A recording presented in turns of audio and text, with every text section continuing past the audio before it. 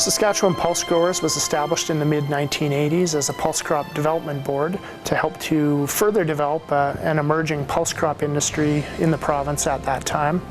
We're governed by a 7-member board of directors that's elected by farmers, and they help to direct the organization in terms of where to make investments in levy. We work between growers and between end-use customers and researchers to try to further the development of the pulse crop industry here in Saskatchewan. Pulse crops, you hear the word pulse all the time, and we get that question quite often, like, what is a pulse crop? So pulse, by the traditional name, means legume crops that are consumed as whole seeds by either humans or livestock. Now, the pulse crops that we grow here in Saskatchewan include peas and lentils are our main ones. Then we have chickpeas, faba beans, dry beans, and we also have soya beans. Well, there's 4 main areas of research that SPG invests in. Genetic improvement research really tries to increase the performance of the pulse crop varieties that growers grow. Agronomy research really tries to get the most yield out of those pulse varieties by tackling issues such as disease control, managing weeds in pulse crops and dealing with insects and other agronomic related things. But we also make investments that help to support our market development work as well. Processing and utilization research really tries to increase pulse utilization in food, feed, and industrial applications. And we also make investments in health research, so looking at the linkages between pulse consumption and improved nutrition and reduction of incidences of chronic disease such as diabetes and heart disease. So those 4 areas really cover the whole gamut of where SPG invests growers' research dollars, and it's about 60% of our levy that we collect gets invested into R&D on an annual basis. We have a long-term partnership with the University of Saskatchewan Crop Development Centre, where we provide funding for the pulse breeding program at the U of S. And as a result of that agreement, we have the exclusive commercialization rights for the pulse crop varieties coming out of that program. So since 1997, we have released to growers royalty-free over 100 pulse crop varieties that have been developed by the CDC.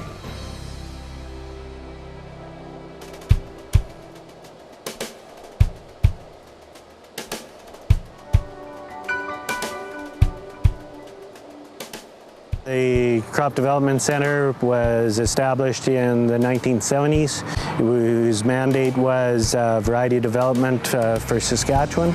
Originally there was only one pulse breeder here as Linkert, and it was really this close relationship with the Saskatchewan Pulse Growers that then allowed for more plant breeders to be employed, because they sort of invested money in the program directly, but they also lobbied a lot at the provincial government level for them to invest more into pulse breeding and pulse crop development. So it has been a very positive and synergistic relationship. When the Crop Development Center was first started here, they invited me up for an interview. Came up here on February 1, 1972. At that time, some peas were being grown in Saskatchewan and quite a few in southern Manitoba. So they suggested I concentrate on peas. But at the same time, I came from Idaho and Washington, northern parts, and they grow peas and lentils. So obviously, if I go to grow peas, maybe we should try lentils too. Initiating a breeding program and screening things, you get the world collection of lentils and the world collection of peas and sort of screen them and see which ones do best or which ones are best adapted. There was over 1,100 in both collections. So I had all these plots that first year. After the first year, I came down with 20 lentil lines that looked promising.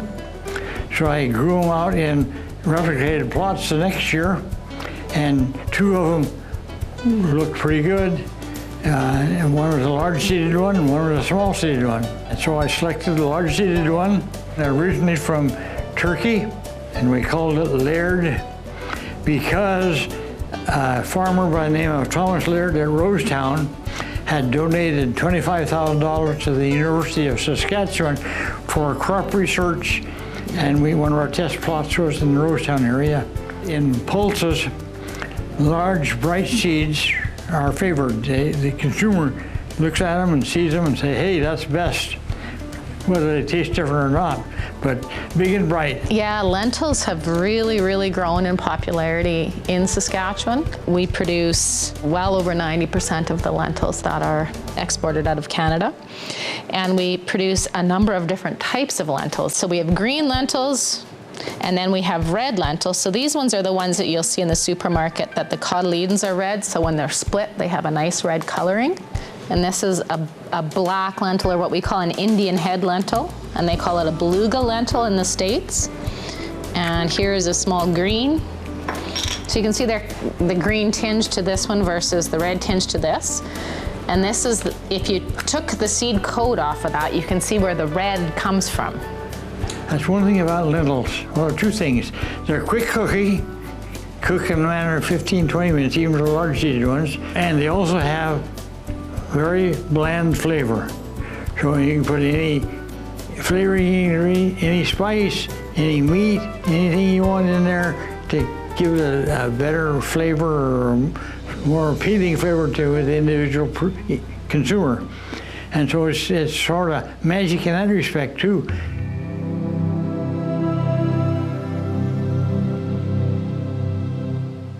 There's two different ways to look at variety development, and one is when you're looking at a targeted approach to, say, maybe identify something that has herbicide resistance or some sort of resistance where the gene is actually known. They can use DNA technologies to identify lines that have the desired characteristics and use those in their breeding program. The other flip side is if the gene isn't known, but you're still wanting to develop something that has, say, improved resistance or has a different characteristic that you're looking for, you're planting a whole bunch of lines and then putting the stress on them, whether it's the disease pressure or the herbicide to look for tolerance, and trying to identify ones that have more tolerance. So that's a longer process and takes more time and more lines, I guess, being evaluated before you can find that one needle in a haystack. Breeding for disease resistance is basically a major breeding objective in, I would say, all of the breeding programs here that we have in the crop development centers, and it is really an ongoing struggle, and we aim at basically trying to stay ahead of the pathogens, but it is an ongoing battle.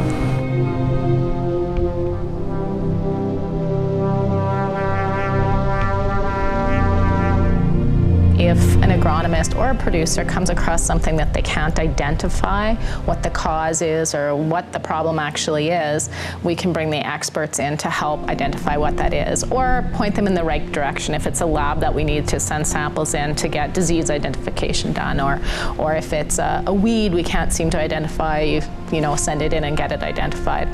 So in a lot of cases we're working with producers, but even in more cases we're working with agronomists, because those are the people that are a lot of times out seeing a lot of acres.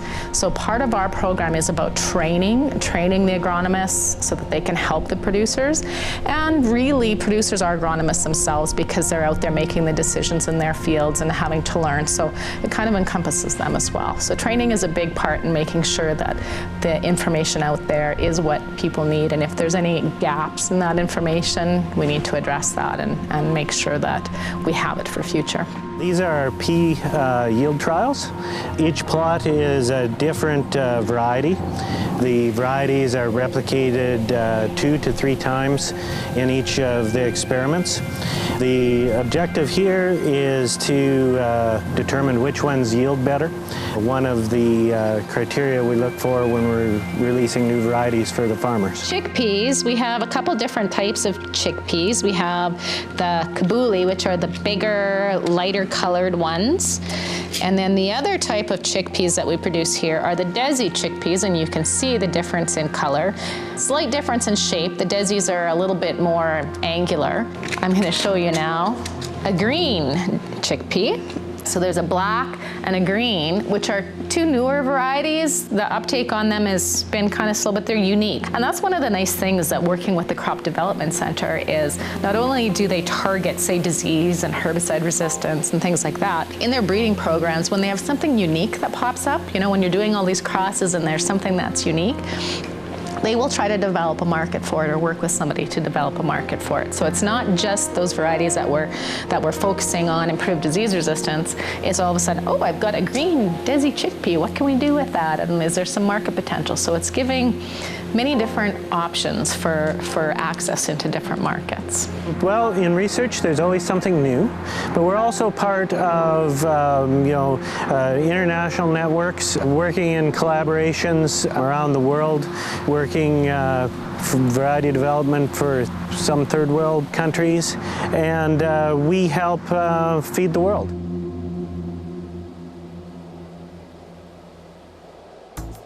Some of our largest markets are in South Asia. So India is an important market for both peas and lentils. 91% of our yellow pea exports go to 3 countries, India, China, and Bangladesh. And over 86% of our red lentil exports go to just 5 countries in the Middle East and in South Asia as well. So that area of the world is very important, traditional buyer of pulse crops and a very important markets for Saskatchewan farmers. It's a good protein source for humans in a lot of countries where they may not have a lot of animals because populations are dense or they don't consume animal proteins, but it's also a good source of protein for livestock feed and for other uses like that. So pulses are a great complement for cereal grains, for example. When you combine pulses and cereal grains, you help to create a more complete protein, so improving protein quality for consumers, low allergenicity, high protein, high fiber, lots of other attributes that really tick all of the boxes for food companies and consumers. I think one of our most other successful partnerships has been in the establishment of our national association, Pulse Canada. So as a result, Canada now is the world's largest supplier of pulses to hungry global markets, and our partnership with Pulse Canada has been a major part of that. Pulse crops are grown all over or in many, many countries, right? And so students from many countries where pulses have been grown for thousands of years are very much attracted then to come to a place like this where we do really cutting-edge research on these crops, right? And of course, one hope is always that they also go back and maybe train people in their own countries, in particular in developing countries. The United Nations has declared 2016 as International Year of Pulses. So we think this is a tremendous opportunity for the pulse industry globally to shine a greater spotlight on the pulse industry, to talk about our sustainability benefits, the health and nutrition benefits of consuming pulses. And we're working both locally, nationally, and also internationally with partners to create initiatives and increase awareness about pulse consumption, both here and around the world. Well, I think the future of farming and markets is tremendously exciting for Saskatchewan agriculture. We're expecting to see a population on the planet of 9 billion people by 2050, and we think pulses and plant-based protein can play a tremendous role in providing food security to a hungry, growing world.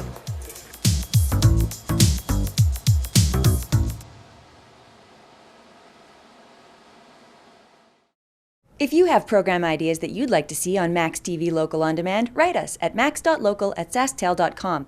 maxTV programming is now available on maxTV on the go at maxtvonthego.sasktel.com.